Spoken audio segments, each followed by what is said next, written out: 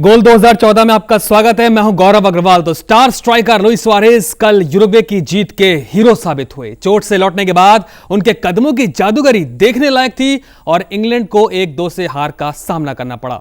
और साथ ही world cup में उनकी उम्मीदें हालांकि अभी बची जरूर हैं, लेकिन वो उम्मीदें बेहद कम ही हैं।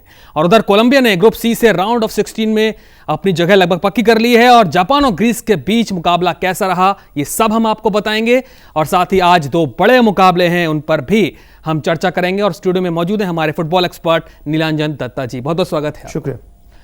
तो खेल जगत की और भी खबरें होंगी। शुरू करते हैं खास कार्यक्रम हेडलाइंस के साथ।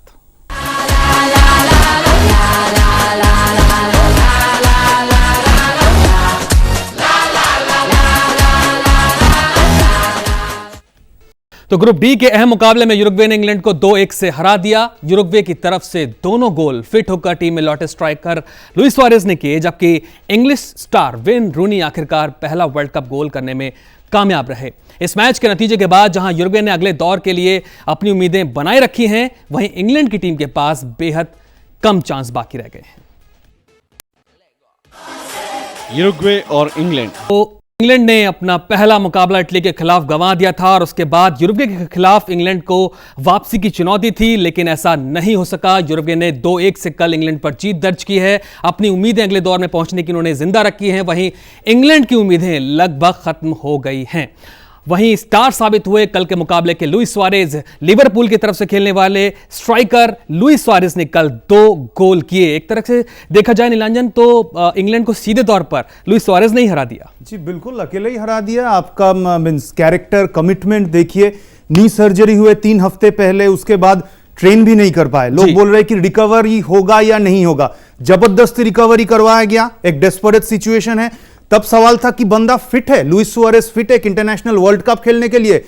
शायद फिट नहीं था, बिल्कुल ही फिट नहीं था। लेकिन उसके बाद भी आके 2 गोल और 2 डिसाइसिव गोल्स। क्या गोल किए! पहला स्ट्राइक 2 डिफेंडर के पीछे से जाके हेड, और सेकंड स्ट्राइक एक शेयर केस ऑफ अपॉर्चुनिज्म जो राइट फुटेड स्ट्राइक था। वही 2 गोल ही काफी था लुइस सुआरेज के लिए और उरुग्वे के लिए इंग्लैंड को हराने के लिए। और कल रॉय हॉडसन ने जो अपना फॉर्मेशन उतारा था अपनी टीम का 4-3-2-1 का, क्या आप उससे सहमत हैं? क्या रणनीति में कहीं कमी दिखाई दे रही थी? देखिए, वेन रूनी ऊपर थोड़ा खेल रहे थे, इससे टीम को काफी फायदा हुआ, लेकिन मिडफील्ड में Steven Gerrard again super flop मेरे हिसाब से।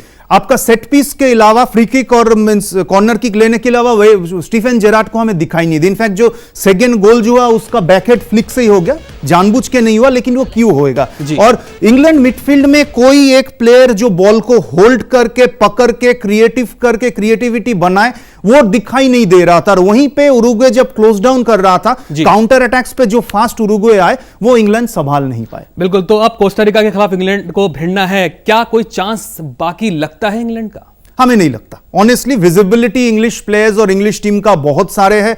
लोग सोचते हैं जो दिखता है वही बिकता है। अब Wayne Rooney, Steven Gerrard, Frankie Lampard तो खेला नहीं। इनका आप कंपैरिजन कर लीजिए जियोवानी दोस सांतोस से, एलेक्सिस सैंचेज से, मारियो मांजुकिच से। ये छोटे टीम्स इन क्रोएशिया, मेक्सिको, चिली, इन लोगों का प्लेयर्स है। ये लोग भी अच्छे प्लेयर्स है, लेकिन ये स्टार्स नहीं बनते क्योंकि उनका देश का सोशल मीडिया शायद इनको उतना हाइप नहीं कर सकते।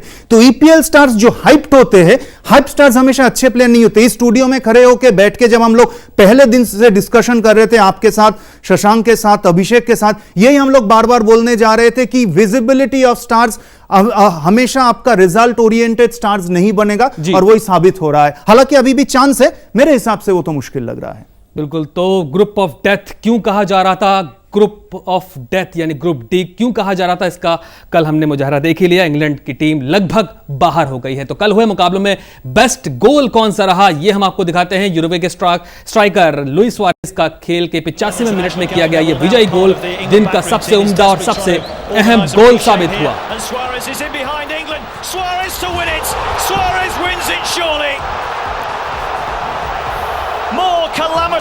शानदार गोल रहा ये। 85वें मिनट में गोल आया और 25 मीटर तक लेकर गेंद दौड़ते रहे। स्ट्रेटेजी रूम चलते हैं नीलांजन।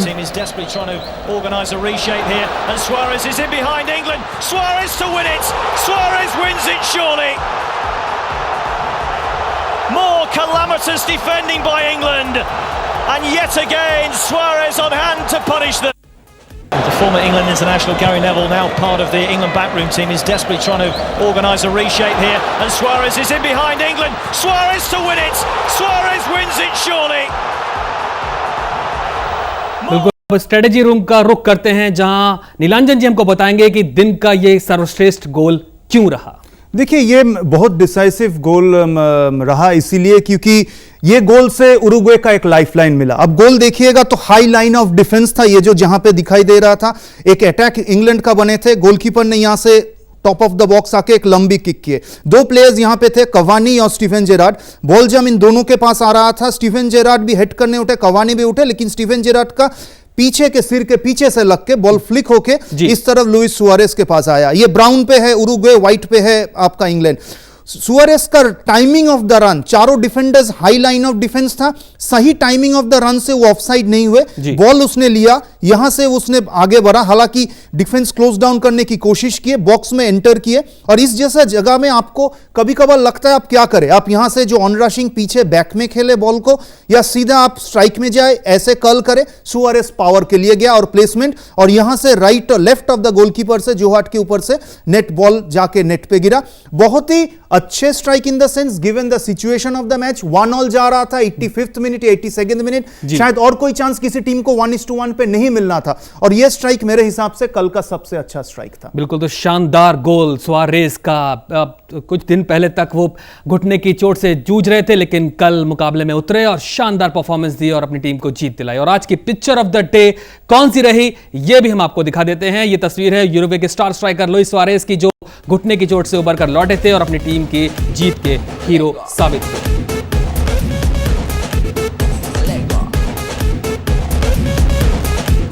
आज की पिक्चर ऑफ द डे।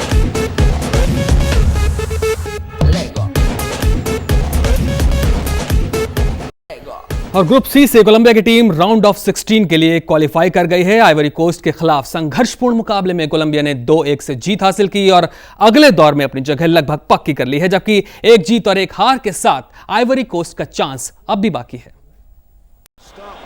दो बराबरी की टक्कर वाली टीमों के बीच गोल रहित पहले हाफ के बाद और आइवरी कोस्ट के मिडफील्डर सेरे डिया मैदान में नेशनल एंथम के वक्त फूट फूट कर रोने लगे, और उनके इस तरह रोने की वजह मुकाबले से 2 घंटे पहले उनके पिता का निधन होना बताया जा रहा था, जो महज एक अफवाह साबित हुई। हालांकि दुनिया भर के अखबारों में उनके पिता के निधन की खबरें थी, जिस पर सेरे डाई ने खुद ही सफाई दी और ये सब उन्होंने कहा कि ये सब अफवाह है। उनके पिता का देहांत 2004 में ही हो गया था। अपना पहला वर्ल्ड कप खेल रहे सेरे डाई देशभक्ति के जज्बे के चलते भावुक हो गए और अपने आंसुओं को नहीं रोक सके।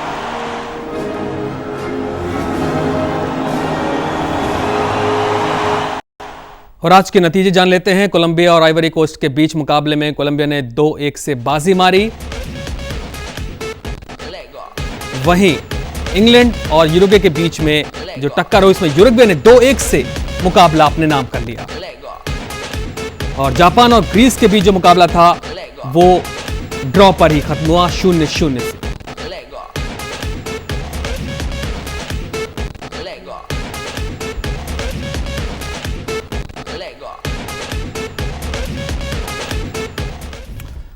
तो फिलहाल अब हम हर रोज आपसे एक वर्ल्ड कप से जुड़ा हुआ दिलचस्प सवाल पूछते हैं। उसका वक्त आ चुका है। कौन से वर्ल्ड कप की ट्रॉफी चोरी हो गई थी, जो चोरी के 6 दिन बाद मिली थी, और किस तरह से ये ट्रॉफी वापस मिली थी, ये भी हम आपको बताएंगे एक छोटे से ब्रेक के बाद।